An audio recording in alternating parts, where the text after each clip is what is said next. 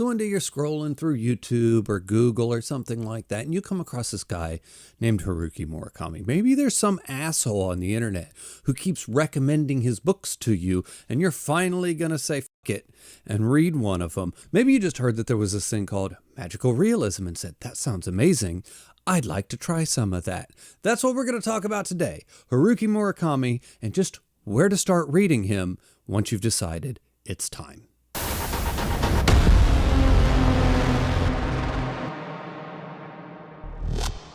And this isn't like an easy recommendation like, say, Philip K. Dick. When I did where to start reading Philip K. Dick, there's one best answer, period, to that question. It's Do Androids Dream of Electric Sheep. There is no better answer for that question.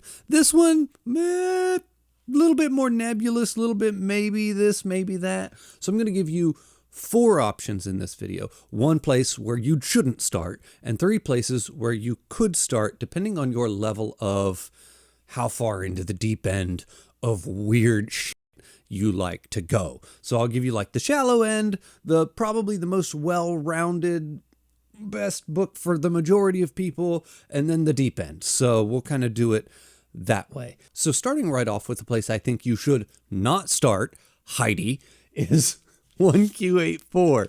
1Q84 is actually the place where I started my very first Haruki Murakami book that I ever read, and still to this day, it is my favorite book that I've ever read. So take that how you will, and I'm telling you not to start there. Anyway, it's just huge. It's a massive 1,000-page tome. It was technically 3 separate books. It's kind of like a bind-up, but it is just, it's long, it's drawn out, it's a little bit slower than some of his other books. It's just, even major fans of Haruki Murakami have a difficult time getting into 1Q84. It's a story of a parallel world and these 2 main characters, a man and a woman, and we will alternate chapters between the man and the woman, and those 2 characters will eventually intersect by the end of the book, and they will have to do with each other, but it takes a really long time getting there, and you really just kind of have to live in the world of Haruki Murakami and his writing and the way his mind works. And for me, a lover of his writing and a lover of this book, this was just the best for me, and I just loved every second of it. But it's not a great sell as a starting point to Haruki Murakami, I don't think, even though that's where I started and is my favorite book. But I still, as a realist, I don't think most people should be starting here. I think this is a bad place to start. Now, especially now that I've read more of his books. Next up, I will start with the one where I would say is probably just the most well-rounded answer for everybody. That middle-of-the-road book, and that is going to be The Wind-Up Bird Chronicle. This one is probably one of his most well-known books. It is one of his most well-rounded. It gives you a really good idea of how he writes, a really good idea of how he approaches characters, approaches situations, how he really kind of delves into the world of magical realism and the way he structures everything. It is a story about a man whose cat goes missing, and he goes out basically every day in search of this cat, trying to find it. There is a very strange, quirky girl who lives across the back alley from him, and down the back alley there is an abandoned lot with a well, and inside this well is a doorway to another world. And it just, there's so much going on here that is just such a good representation of Haruki Murakami, how he presents, like I said, worlds, characters. All of his ideas are here in force, but not so much so that they're overwhelming and overbearing and really kind of can get to the point where it's too much for the reader. That's not this. This is kind of like that right Goldie Locks zone, not too hot, not too cold level of Haruki Murakami's flavor of weird and magical realism all wrapped up in one. Next up, we're moving on over to the shallow end of the pool, where we're just dipping our toes into the magical realism. Some people prefer to wade in instead of just dive right into the deep. I'm a deep end kind of person. I like weird stuff. I like just strange books. That is kind of like one of my favorite genres. It's like when somebody recommends China Mieville and they're like, don't go for Perdido Street Station. That one's too weird. Work your way up to that. Do City in the City first. No, I'm going for the deep end. Anyway, that's just me. But some people aren't like that. And you know who you are. If you're not a deep end kind of person, you know that. You're going to work your way in. And for that, I say A Wild Sheep Chase. This one is a very mild version of his writing. He's very light on all of his weird stuff, but everything's still here. That's the trick. I was going to put Norwegian Wood in this spot as like the shallow end, and it just doesn't have enough of anything. It's really just pretty much a straightforward kind of Haruki Murakami love story. So you kind of get a feel for his style of writing, but all of his quirks and stuff are really not present, or at least not present enough for me to say, no, start there. Because when I'm trying to sell you on Haruki and where I'm trying to get you a good entry point, I'm trying to get you a point where you're going to see kind of everything that he is and everything that he does on display. And I want you to get a feel for all of that. So we're going to go with A Wild Sheep Chase. And this one is a book about an unnamed protagonist, and he works for an advertising agency, and then he uses a picture in his advertising that then comes back on him because it is a picture of some sheep, and there's a specific sheep in it with a star on his back, and it is a strange sheep that is different than others. And somebody then brings him this photo and tasks him with finding not only the sheep, but figuring out the mystery behind it. And it's a very good representation of his characters and the way he writes characters, the way he writes interactions between characters and kind of the quirkiness of it. But then there's a little bit of strangeness and a little bit of magic that comes in as the book moves on, but it's not too much. It's really light, but it's a real good idea of how he's going to handle these types of situations and make it a little bit strange, make it a little bit weird, but just really dialed back, at least for him. It also comes along with one of the most emotionally satisfying endings for a Haruki Murakami book, in my opinion.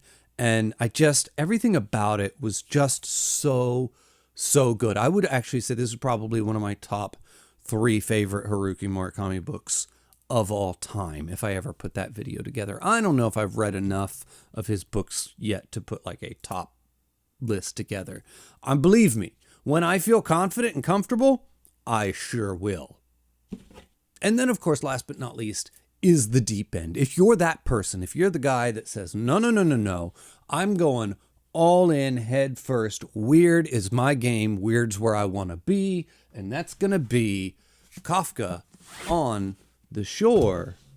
And this one is by far his most out there book. He himself even said in an interview, forgive me, I didn't look the quote up, but it was something along the lines of, this book is a book with puzzles within puzzles, and those puzzles don't necessarily come with answers. And this is 100% true. Kafka on the Shore is about a boy. It's kind of a coming of age story. He is running away from home, and it's going to do the same thing, the same trick that a lot of Haruki Murakami books do, and that is the alternating main characters.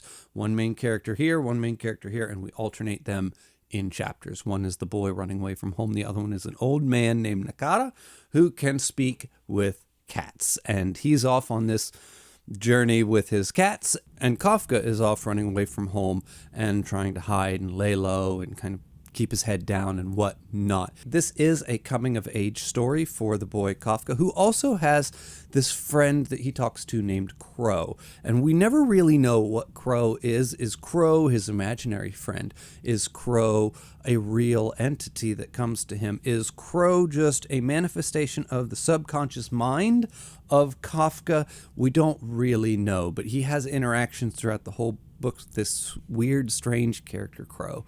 And Nakata, of course, is talking to the cats. And these two characters are kept extremely separate for like 90% of the book. They will eventually converge towards the end, another kind of shtick that he likes to use in his books. Actually, Murakami has so many things that he likes to use in his books that there's a whole ass bingo card that you can take with you into a book and just start marking things off as you find them, because they are so predominantly used and some would say overused in his books.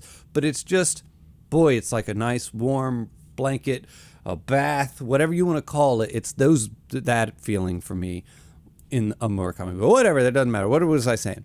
Kafka on the Shore is also by far the most critically acclaimed book that Haruki Murakami has. It is also the one that if people hate it, they really vehemently despise this book. Like, it is very polarizing once you get into it and once you get really out there into what it's trying to do and what it's trying to say.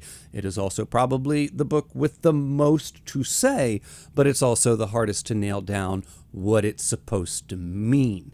It is just, that's the strangeness of this book. It begs to be read multiple times, and you could get something different out of the book every single time you read it, or you could get closer to an understanding of what the book means to you, because I don't think the book is ever going to mean one thing solidly to the entire world. That's not the intention of this book. So, do with that what you will. This is the one. This is the deep end. This is Haruki Murakami.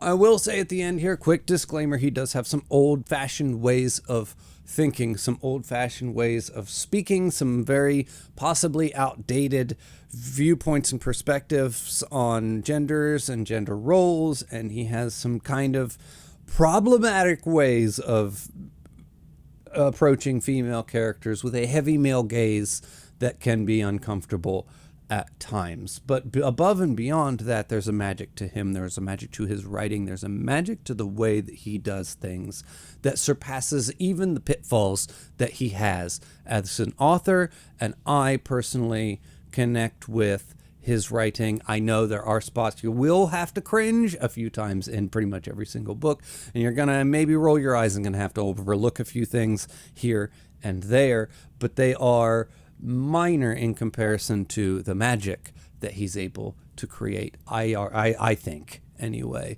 Anyway, everybody, that's my picks for where you should start with Haruki Murakami, and as always, the link for my Patreon is in the description below, the link for my Discord's in the description below. Thank you for watching, and I'll see you next time.